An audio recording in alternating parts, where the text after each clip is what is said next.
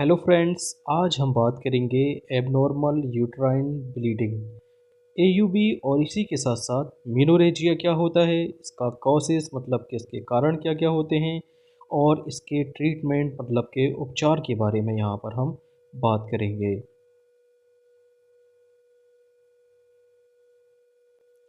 तो देखिए, abnormal uterine bleeding जिसको हम शॉर्ट फॉर्म में एयूबी के नाम से जानते हैं। तो देखिए, एबनॉर्मल यूट्राइन ब्लीडिंग क्या होता है।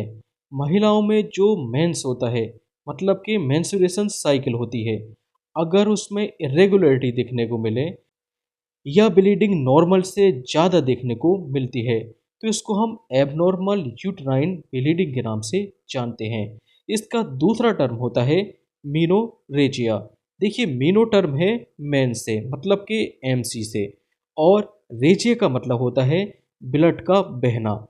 तो देखिए, एमसी मतलब कि मेंस में ब्लड का अधिक मात्रा में बहाव मतलब कि बहना मीनोरेजिया कहलाता है।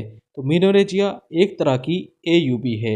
एयूबी मतलब कि एबनॉर्मल यूट्राइन ब्लीडिंग है, जिसमें फीमेल्स मतलब कि महिलाओं को ज़्यादा और लंबे समय तक ब्लीडिंग होती है, या इसको हम हैवी ब्लीडिंग के नाम से भी जानते हैं। तो हैवी ब्लीडिंग, मीनोरेजिया या एबनॉर्मल यूट्राइन ब्लीडिंग एक ही बात होती है। यहाँ पर हम जान लेते हैं इसके काउसेस मतलब कि इसके कारण के बारे में। तो इसके क्या क्या कारण हो सकते हैं। पहला है हार्मोनल इम्बैलेंस। तो महिलाओं में हार्मोन्स का कम या ज़्यादा मतलब कि इम्बैलेंस होने से एयूबी मतलब कि मीनोरेजिया हो सकता है। इसके अलावा यूट्राइन फाइब्रॉइड्स, बच्चेदानी में गांठ हो जाना। तो बच्चेदानी में गांठ होने के कारण भी मीनोरेजिया हो सकता है। इसके अलावा पॉलिप्स, बच्चेदानी में पॉलिप्स का बनना, या एडिनोमायोसिस, या इसके अलावा थायराइड डिसऑर्डर के कारण भी मीनोरेजिया हो सकता है। तो जैसे कि यहाँ पर देखिए मेंशन है, पहला हार्मोनल इम्बैलेंस, दूसरा इश्यूज इन ओवरी, अगर ओवरी में कोई इश्यू है तो इसके कारण मीनोरेजिया हो सकता है, या यूट्रस में फाइब्रॉइड्स मतलब कि यूट्रस में गांठ का बनना, या पीसीओएस पॉलीसिस्टिक ओवरियन सिंड्रोम के कारण ये देखने को मिल सकता है। इसके अलावा एंडोमेट्रियोसिस, बच्चेदानी में एंडोमेट्रियोसिस के कारण भी ये देखने को मिल सकता है, या एडिनोमायोसिस, या यूट्राइन पॉलिप्स मतलब कि बच्चेदानी के अंदर देखिए इस टाइप की पॉलिप्स देखने को मिलती हैं, या इंट्रा यूट्राइन डिवाइस के कारण। तो ये हुए कुछ मीनोरेजिया के कारण। अब बात कर लेते हैं इसके सिम्टोमेटिक ट्रीटमेंट के बारे में। तो यहाँ पर देखिए, पेन रिलीफ में मतलब कि दर्द को कम करने के लिए इबुप्रोफिन का यूज़ कर सकते हैं।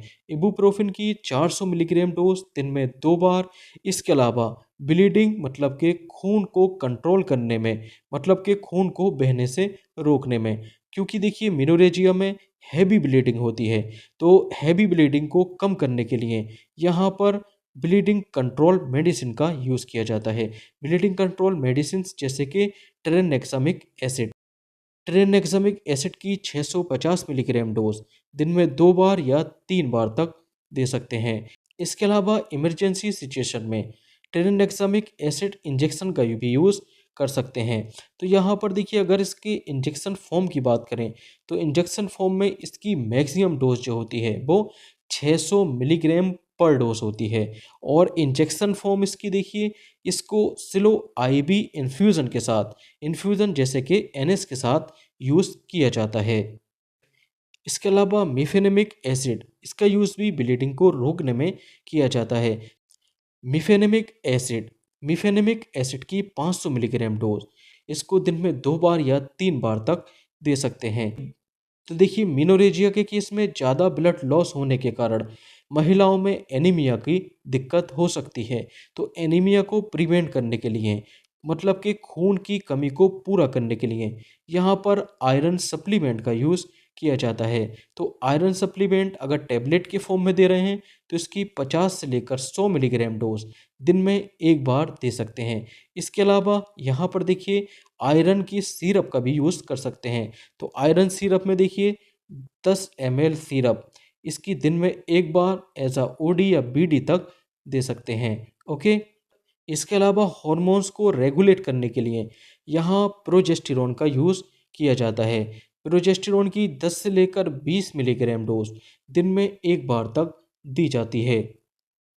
नेक्स्ट यहाँ पर बात कर लेते हैं ड्यूरेशन ऑफ ट्रीटमेंट, मतलब ट्रीटमेंट को लगभग कितने दिन तक दे सकते हैं। तो पेन को रिलीफ करने के लिए जो पेन किलर मेडिसिन हैं उनको 5 से लेकर 7 दिन तक मैक्सिमम दे सकते हैं।